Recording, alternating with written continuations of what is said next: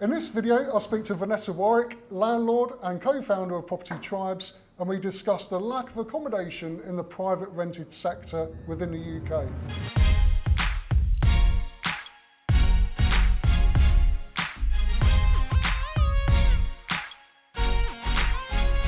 This video is brought to you in part by Property Summits, the first property event of its kind. Property Summits is an all-day event which brings together some of the most respected and experienced names in the property industry. To download a brochure and to find out when the next event will be held, please click the link in the description below. Hi, I'm Andy from Monopoly.com, and on this channel I'll share my experience as a property investor and landlord, and also interview other investors so we can learn from their advice too. So if you're new here, consider subscribing for more videos like this. So Vanessa, I know you've got a lot of knowledge and a lot of information about the lack of accommodation in the United Kingdom for tenants, and councils are really stretched, aren't they, in finding accommodation for some people. They've got a huge waiting list. Can you just tell us more? Because it's interesting for people who are thinking of getting involved with buy-to-let but are wondering if there is a demand. What would you say to them? Well, there most certainly is. Of course, due diligence is required, but really, to answer your question, Andy, I have a theory that there is a massive disconnect between central government and local government. Right. So central government, particularly obviously in the last 4 to 5 years, the Conservative government have introduced policies to discourage landlords from investing in the private rented sector. The dreaded Section 24, which has been rolled out over the last 4 years, increasing legislation and regulation, extra stamp duty, all these things have slimmed landlords' margins and deterred existing landlords from expanding their portfolios, some even selling up completely, and also probably deterring new landlords from coming into the sector. So we've got central government creating policy to deter landlords, but at a local government level, local authorities are really struggling, with their housing obligations, and many of them do discharge their housing obligations into the private rented sector, but central government's deterring the private rented sector. So you've got this real massive disconnect, and at a local authority level, they are so short of housing that they are having to incentivise landlords to provide properties for them. It's crazy, isn't it? It's insane. What incentives have you heard?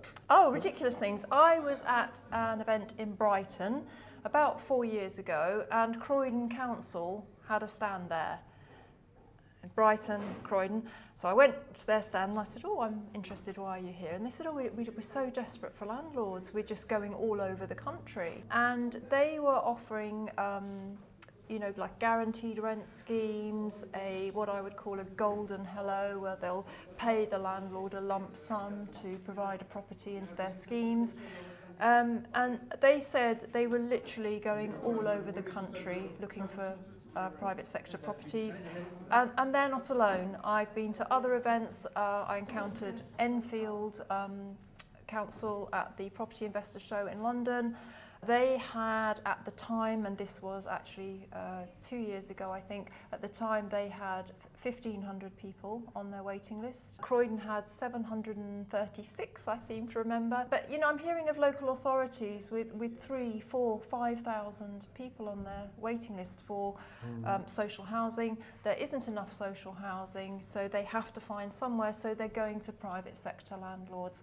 And that, to me, is the ultimate thing that will actually increase homelessness in the UK, because the private sector is so important. It's providing much needed housing. As I said, local government crying out for properties, travelling all over the UK, offering, cash incentives to landlords and other, attractive schemes to get them on board. But a central government saying, no, we don't want private sector landlords anymore. We're looking to reduce the sector. It just doesn't add up. It's just awesome. Actually, I'm going to say it's almost farcical.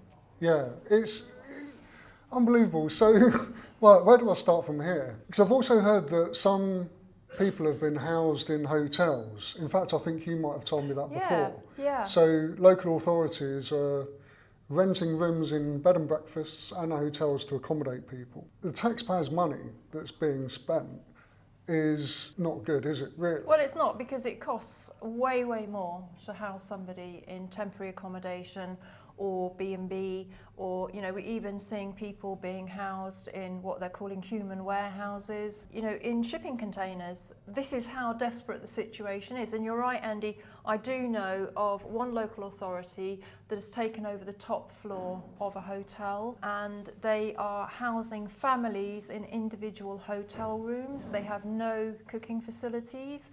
I know of one young couple who are in this situation. They have to go to the wife's parents' house to make food.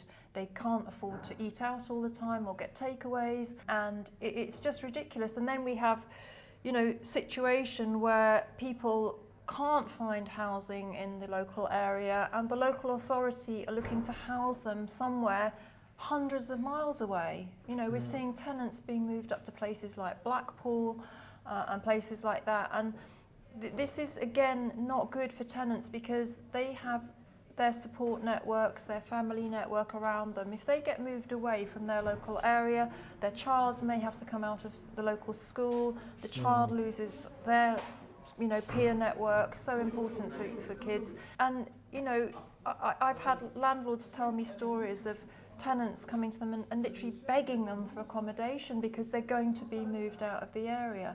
And these are the stories that we need to hear in the headlines, not, you know, greedy landlords, you know, driving around in Ferraris and all this kind of nonsense. It's simply not true. The average landlord in the UK is a hard-working person who's probably got a career, and they've invested in property as a sideline for a pension hedge, or, you know, for their children, and they do provide good standard accommodation. They often will work through a letting agent who helps maintain compliance and good standards. You know, it's only the rogues, who are very much in the minority, that are creating this really, you know, torrent of anti-landlord sentiment that the media has against us at the moment. So central government are making it hard for landlords. Local governments are finding it difficult to house people. There's a conversation to be had about whether the service that private landlords provide is better than the service that government provides anyway. I would argue that private landlords provide the better service because they only have, you know, a few properties to maintain, rather than an organisation, local authority, that has a huge amount of properties to maintain. It's got to be better, surely, for individuals to own a few properties and manage them and maintain them. Any damages or repairs that need doing can be done a lot quicker than if it's a government with a huge portfolio that have got a list as long as my arm of repairs and damages to fix. Yeah, absolutely right. Would you agree with me? I would, and 2 points there. First of all, I think one thing that is so important to highlight about the private rented sector is it provides choice. So, you know, people want to rent for many legitimate reasons, and they have different needs. Private sector provides everything from a 1-bed starter flat right through to a 5-6 bedroom mansion, if that's what you want to rent. Yeah, and HMOs, of course, so rooms. And rooms as well. So it does provide choice. I think it's so important to state that. And I think secondly, Andy, you know, all the time, I see it on Twitter actually, the social tenants complaining about lack of repairs, lack of maintenance. I was conversing with one lady on Twitter a few months ago, and she had been without heating and hot water for 3 weeks, living in social housing, and she had a young baby. And I was trying to help her and tell her who she could reach out to, and she was in touch with the local authority that her issue just hadn't been dealt with. And it is absolutely disgraceful. If that was a private sector landlord who had left a tenant without heating and hot water for 3 weeks, there would be absolute outrage, and you know, quite right too. Social tenants, you know, social housing, it's almost a case of actually double standards. They have to maintain their housing, but they don't have such strict controls that private sector landlords do, in my opinion. And some of them are quite lax. And you know, there are tenants in social housing who are living in very, very poor, badly maintained properties, who have maintenance issues, who might be struggling with damp and mould. And in this day and age, it's totally unacceptable. Yeah. So I know you haven't got a crystal ball, Vanessa, but I'm interested to know your opinion. What do you think the answer is? What do you think is going to happen when the first quarter of a new year, new decade, we've got a new government in place? Do you foresee any improvements between the link of local and central government anytime soon? Well, I think that's one of the answers to this. There has to be joined up thinking. Housing in this country, it's very complex, it's very fragmented, and I think, there needs to be joined up thinking. There hasn't been for years now, and I think part of the problem is the revolving door of housing ministers we've had. There's been nobody in the job long enough to really grasp the complexities of it and all the nuances of it and really come up with, a way forwards. I think obviously there does need to be investment in social housing, a lot more. I think, it's quite interesting whenever there's kind of change in a sector, it's like a pendulum that swings and it gets to an extreme point and then it has to swing back and become more reasonable. Yeah. And I think we've had a very extreme swing against private landlords in the last 5 years, and I think the pendulum can only go so far, and then it's going to have to come back again, and conditions will improve for private landlords because the government will realise the vital role that private landlords play in housing the nation, and they will have to think about policies to encourage landlords again. We've seen it happen in Ireland with their version of Section 24. I think it lasted about 3 to 4 years. It absolutely decimated their private sector housing stock. They had to revoke it, and now, and again, it's farcical, now they're having to incentivise private landlords to come back into the sector because they need them so desperately. And if we take, Ireland as an example, obviously it is a different country and different situation, but I think that's a good indicator of what happens when private sector landlords are disincentivised to invest. In the UK, I think the government's really been promoting the whole concept of build to rent, and there's been a lot of build to rent activity and it's increasing, but for it to get any kind of traction and to take up some of the slack, we're talking 5-10 years. There's a big gap between when private build to rent can start to fill the shoes of the private landlord.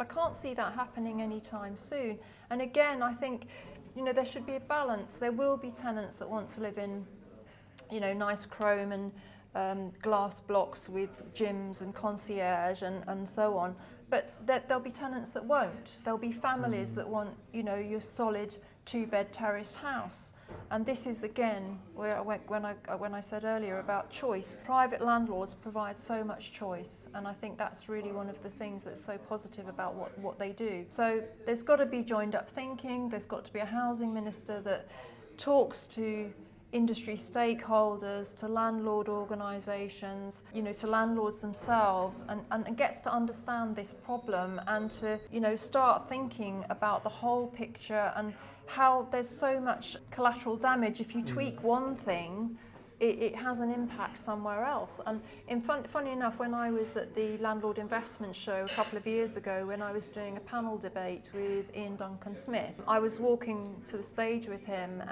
and I said, what's your view on government policy at the moment and Section 24? And he said, if I'm honest, he said George Osborne tweaked too many levers. And he's right. You tweak a lever here, a lever there, and then something happens over there that you didn't even consider. And that is what's happened with all the last 5 years of activities that the government has introduced against landlords, all the things we mentioned earlier. We're going to have a budget soon, next month. Again, I know you don't have a crystal ball. Do you think there are going to be any changes, or at least some good news for landlords? What's your gut feeling? I'm at a loss to answer that question, Andy. I'm hoping that there's going to be no more bad news for landlords. I don't know about good news, but definitely I'm hoping that there's no more bad news. I could settle with that. No bad news. You know, I think there's some sort of talk of reform of stamp duty again, or I don't know. I think, I mentioned the pendulum earlier. I think it's unfortunately got a little bit further to swing before we see the return back to more reasonable conditions.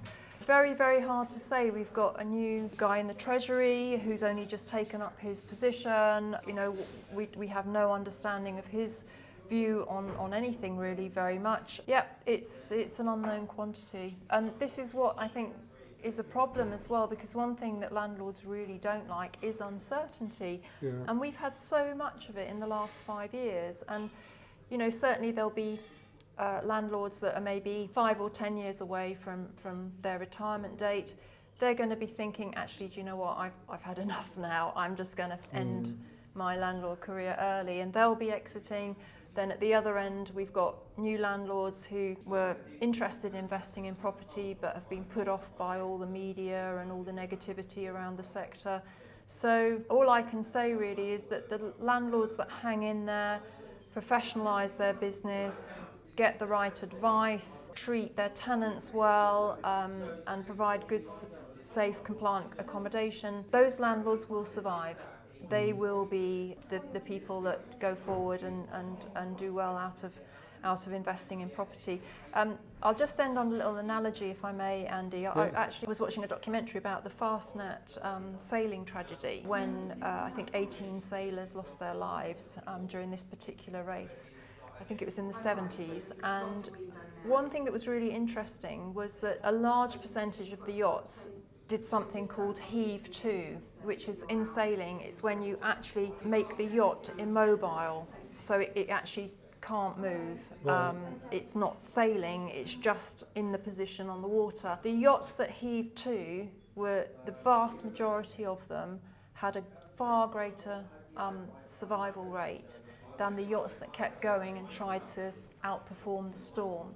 And I think that's what landlords need to be doing. You need to heave to and hang in there and wait for the storm to end. And that's what I'm doing personally. That sounds like great advice, yeah. It totally makes sense to me. Batten down the hatches. Yeah. Before we go, we've been talking about the lack of accommodation for tenants.